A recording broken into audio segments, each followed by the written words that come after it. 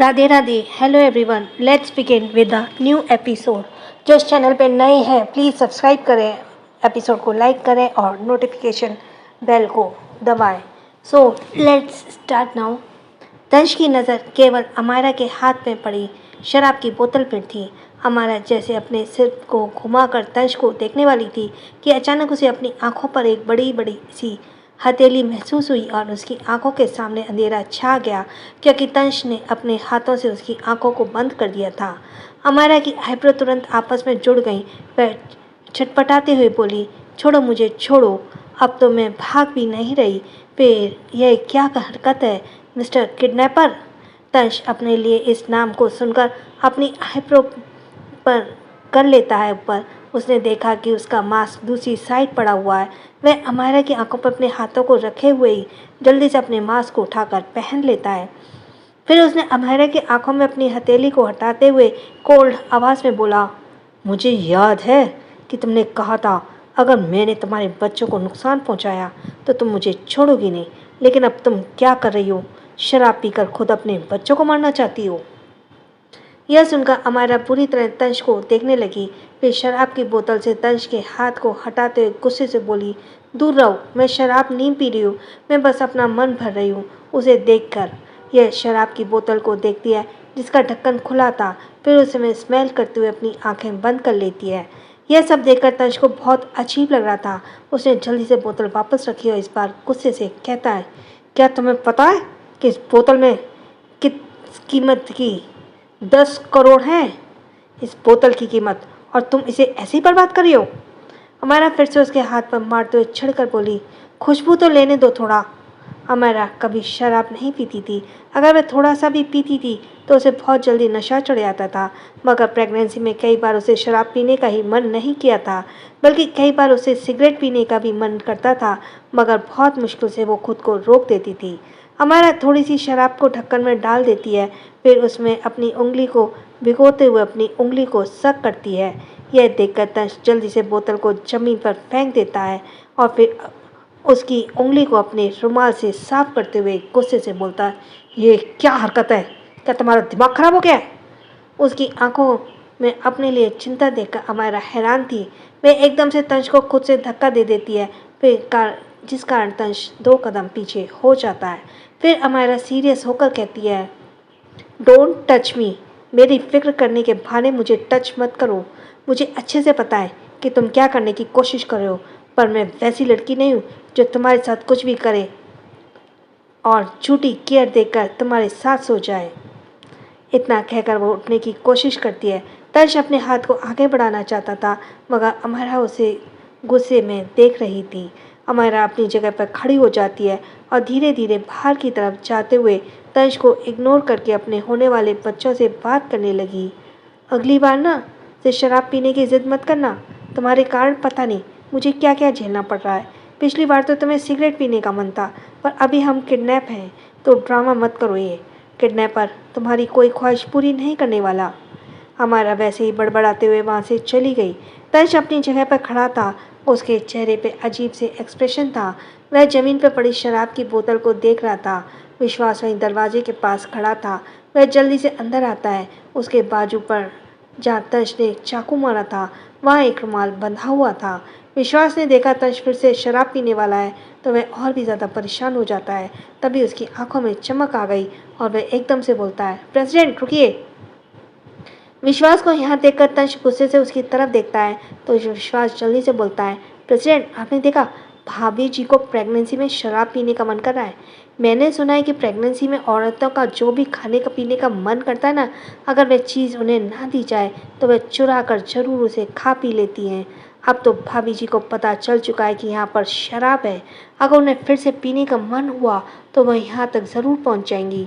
अगर आप हर वक्त तो यहाँ उनके साथ नहीं रह सकते। अगर उन्होंने पी लिया तो ये बिल्कुल भी अच्छा नहीं होगा। यह सुनकर तंश सोच में पड़ता है और उसने दोबारा शराब की बोतल को देखा और तुरंत वहाँ से चला गया। उसके जाते ही विश्वास अपने कंधे को थपथपाते हुए कहता है, शाबाश विश्वास, इतने महीने में शराब पीने से अपनी सेहत खराब हो चुकी है आपकी, फिर भी आप इलाज नहीं कराना चाहते, अगर ऊपर से और भी ज़्यादा शराब पी रहे हैं। अब भाभी जी के नाम से मैं हमेशा आपको शराब पीने से रोक सकता हूँ?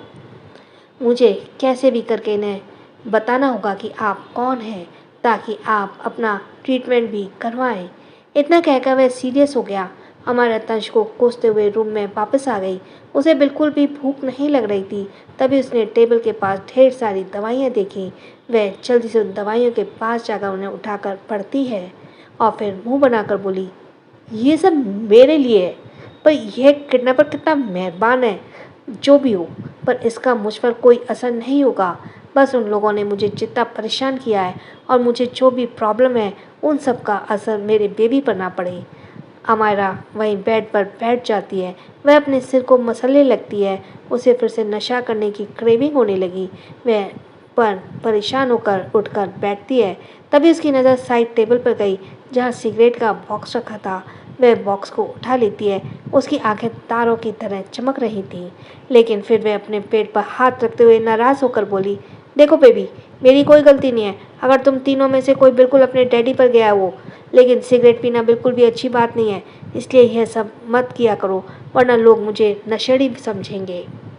वह सिगरेट को अपने होठों में लगाती है, लेकिन उसे जलाती नहीं है। अमारा ने ध्यान नहीं दिया। उसकी इस हरकत को कोई दरवाजे के पास खड़े होकर बहुत ही गुस्से से देख रहा था। तर्श अपना हाथ दरवाजे पे मारते हुए अंदर आता है। अमारा उसे देखते हुए चौंक जाती है। वह सिगरेट को छुपाती है। उससे पहले तर्श जाकर सिगरेट को उसके हाथ से छीन लेता है और उसके गालों को बहुत जोर से दबाते हुए दांत पीसकर बोला, ये क्या हरकत है? अमारा खुद को छुड़ाते हुए मुंह बनाकर बोली, तुमसे मतलब किडनैपर हो? किडनैपर की तरह रहो, पति बनने की कोशिश मत करो। और कौन से किडनैपर इतने आलीशान घर में रहता है? तुमने अभी तक मुझसे पैसे नहीं मांगे, ना ही मुझे मारा पीटा है। कहीं तुम्हें किडनैपिंग का धंधा अभी जल्दी में ही तो नहीं शुरू किया है? कोई बात नहीं, लगता है तुम पहली बार ये सब कर रहे हो। मैं तुम्हें सिखा सकती हूँ। जब हम किसी को किडनैप करते हैं तो उसके साथ कैसा बर्ताव करते हैं। मेरे पास 1000 से भी ज़्यादा टेक्निक है किसी को परेशान करने की। जैसे कि तुमने मुझे किडनैप किया है, पर मैं तुम्हें नहीं जानती। उस हिसाब से पहले तुम्हें मुझसे दुश्मनी का कारण ढूंढना होगा। पर अगर तुम मेरे साथ सोना चाहते हो तो तुम्हें अभी मेरी इच्छा से देखभाल करनी चाहिए। जब मेरे बेबी दुनिया में आ जाएंगे, उसके बाद इसका इस्तेमाल करके मुझे इमोशनल ब्लैकमेल करना चाहिए। फिर मुझे अपने पास आने के लिए मजबूर करना चाहिए। इस तरह तुम अपने मकसद में कामयाब हो सकते हो। पर अगर तुम्हें मेरी फैमिली से कुछ चाहिए तो मेरे हाथ को बांधकर मेरे चेहरे पर थोड़ी सी चोट के निशान बनाकर फिर उन्हें ब्लैकमेल करके तुम जितना चाहे पैसा ले सकते हो। तंश उसे हैरानी होकर देख रहा था, जो उसे किडनैपिंग करने के लोगों को टॉर्चर करने का तरकीब बता रही थी। जब अमायरा बोलना बंद करती है तो तंश इस बार उसके हाथ को और भी जोर से दबाते हुए गुस्से से चिल्लाता है, शट अप! कितना बोलती हो? बोलो मत, तुम मेरे कब्जे में हो। मैं तुम्हारे साथ कुछ भी कर सकता हूँ। अमायरा उसे चुप कराते हुए उसके सीने पर मारती है। अचानक उसे जाना पहचाना सा टच महसूस होता है। वह अपने दोनों हाथों को तंश के सीने पर रखकर सहलाती है। वह अक्सर तंश के साथ ऐसा करती थी। वहीं तंश अपनी जगह पर जम जाता है। उसका चेहरा काला पड़ जाता है। हमारे उसकी शर्ट के 2 बटन खोल देती है और अपने दोनों हाथ उसकी शर्ट के अंदर डालकर उसके सीने पे अपने हाथों को रब करती है। फिर अपने हाथ को थोड़ा और नीचे करते हुए इसके 6 पैक ऐप पर हाथ फेरती है। हमारा को गूस बम्स हो रहे थे, मगर ये काफ़ी जाना पहचाना टच उसे लगा। तंश को एक अलग ही गर्मी का एहसास हो रहा था। कितने महीने में अमायरा के लिए तड़पा था, इसलिए उसके इस तरह छूने से वह खुद को काबू नहीं कर पा रहा था। वह जल्दी उसके हाथ को अपने सीने से दूर करता है और फिर अपनी दमदार गुस्से भरी आवाज़ में बोला, क्या तुम्हें पता है तुम क्या कर रही हो? एक गैर मर्द के सीने को हाथ लगा रही हो। अमायरा परेशान होकर बोली, अरे करीब आओ, ये टच बहुत जाना पहचाना है। मैं हमेशा अपने हस्बैंड को ऐसे टच करती थी। जब मैं उनके साथ ऐसे सोती थी, वह बिल्कुल तुम्हारी तरह चढ़ जाता था। तंश ने देखा उसका शर्ट धीरे धीरे उसके कंधे से फिसलते हुए नीचे हो रहा था। उसने से उसके सीने पर लिखा अमायरा के साथ साथ स्माइली का नाम भी हल्का हल्का दिखने लगा था। यह देखकर वह जल्दी से अपनी शर्ट को बटन बंद कर लेता है। अमायरा को थोड़ा थोड़ा कुछ लिखा हुआ दिख रहा था, मगर पूरी तरीके से नहीं दिख पाई। वह दोबारा उसकी शर्ट को पकड़ती है। अमायरा तंश उसके हाथ पर झटक देता और डेविल स्माइल करके बोला, तुम जैसी लड़की को मैं बहुत अच्छे से जानता हूँ। क्या कहा तुम ऐसी वैसी नहीं हो। आखिरकार तुमने अपनी असली रंग दिखाई दिया। साफ साफ बोलो, तुम मेरे साथ सोना चाहती हो। हमारा इस बार गुस्सा नहीं होती। वे अपने हाथ को अपने सिर पर थोड़ा सा पीछे करके फिर तंज को ऊपर से नीचे तक देखने के बाद अपने होठों को चबाते हुए थोड़ी फ्लर्टी होकर बोली, अगर मैं शादीशुदा ना होती तो तुम पर ज़रूर ट्राई करती। साम दाम दंड भेद हर चीज़ का इस्तेमाल करके तुमसे शादी करती। तुम्हारे हाथ में जो वॉच है उसकी कीमत लगभग 10 करोड़ के आसपास है, जिसे पता चलता है कि तुम बेहद अमीर हो और मुझे अमीर लोग बहुत पसंद हैं। और तुमने ही तो कहा मेरे हस्बैंड किसी औरत के साथ मुंह काला कर रहा है। ऐसा अगर है तो मैं उसके पास क्यों जाऊं? अगर वह किसी दूसरी औरत के साथ यह सब कर सकता है तो मैं किसी दूसरे मर्द के साथ यह सब कर सकती हूँ, क्योंकि मैं कोई ऐसी लड़की नहीं हूँ जिसे पति ने उसे धोखा दे दिया और वह एक कोने में बैठकर रोने लगे या अपने पति के सामने जाकर भीख मांगे। अगर सच में उसने धोखा दिया है तो उसे मुझसे किसी और के साथ देखने की भी हिम्मत रखनी चाहिए। लास्ट में अमायरा बहुत सीरियस हो गई। तंश उसे इतना सीरियस देखकर उसे इग्नोर कर देता है और दवाई का पैकेट उसके ऊपर फेंकते हुए ऑर्डर देता है, इसे खाओ और अपना छोटा सा मुंह बंद रखो वरना फेविकॉल से चिपका दूंगा। कहकर तंश तुरंत वहाँ से जाने लगा। तमाय अमायरा उसके पीठ पर वही दवाई का पैकेट फेंक कर मारती है। तंश के कदम रुक गए, मगर उसका गुस्सा बहुत ज़्यादा बढ़ चुका था। ऐसा लग रहा था कि गुस्से के मारे वह रूम को ही जलाकर राख कर देगा। उसे इतने गुस्से में देखकर अमायरा को बहुत अच्छा लग रहा था, क्योंकि वह उसे गुस्सा ही दिलाना चाहती थी। तंश उसकी तरफ एकदम बढ़ता है। तभी अमायरा बहुत ही आराम से मुस्कुराते बोली, वह क्या है ना, अगर मुझे किडनैप किया है तो यह भी पता होना चाहिए कि मुझ पर कोई भी दवाई ऐसे नहीं करती, इसलिए यह सब मेरे लिए यूज़लेस है और मेरे सामने फिर मत आना। प्रेगनेंसी में कोई बार मेरे हार्मोन्स अजीब तरह से रिएक्ट करते हैं और मुझे रोमांस करने का मन करता है। कितना अच्छा होता यहाँ मेरा हस्बैंड होता, मैं उसके साथ सब कर सकती। तंश पहले ही रिलैक्स था, मगर जैसे ही उसकी बात सुनता है उसके चेहरे की एक्सप्रेशन एकदम से बदल गई। उसकी आंखें बेहद गहरी हो गई और वह थोड़ा टेंशन में नज़र आने लगा। अमायरा उसके चेहरे के एक्सप्रेशन देखने की कोशिश कर रही थी, मगर तंश तुरंत रूम से बाहर चला जाता है। वह जैसे ही गार्डन एरिया में आता है, वहाँ पहले से ही तनिष्क, हर्ष और जय मौजूद थे। विश्वास भी वहीं पर मौजूद था। तंश को आते ही हर्ष सीरियस होकर बोला, आखिरकार तुमने उसे ढूंढ ही लिया। मुझे पता है तुम बहुत गुस्सा हो, मगर अभी सिचुएशन के ठीक नहीं है और ना ही उसकी हालत ठीक है। यह सुनकर तंश वहीं बैठ जाता है और गुस्से से अपना हाथ माथे पर रखकर मसलते हुए कहता है, उसे प्रेगनेंसी में शराब पीने का मन कर रहा है। अगर अभी मैं ना पहुंचता तो शराब के साथ साथ वह सिगरेट भी पीती और वो अजीब लड़की मेरे साथ इस हालत में सोना चाहती है। तनिष्क हंसते हुए बोला, वैसे तुम्हारी बीवी इस पूरी दुनिया में बहुत ही अजीब है। प्रेगनेंसी में लोगों को खट्टा और मसालेदार चीज़ें खाने का मन करता है, मगर उसे शराब और सिगरेट पीने का मन करता है। आखिर पति भी तो इतने महीनों से नशेड़ी हो चुका है। तुम्हारे पास तो हर तरह के ब्रांड है, एक बार उस पर भी ट्राई कर लेने दो। और रही बात सोने की, तो 5% केस में ऐसा होता है। इतना कहकर वह और जय एक दूसरे को हाई फाई देने हंसने लगते हैं। जय तंश का मजाक उड़ाते हुए बोला, वैसे 3 बच्चे हैं, कहीं ऐसा ना हो कि पैदा होते ही वो मॉम और डैड की बजाय डायरेक्ट ये बोलें, चलो डैडी एक एक पैक लगाते हैं। तंश जय के बगल में ही बैठा था। वह एक जोर किक उसके पैर पे मारता है, पर जय तनिष्क की तरफ झुक गया और हर्ष हंसने लगा। हर्ष को मुस्कुराता देखकर तंश के तन बदन में आग लग गई। वह गुस्से से बोला, बिग ब्रो, मैंने सुना था आपकी बीवी 7 महीने पहले आपको छोड़कर चली गई और आप अभी तक ढूंढ नहीं पाए उसे।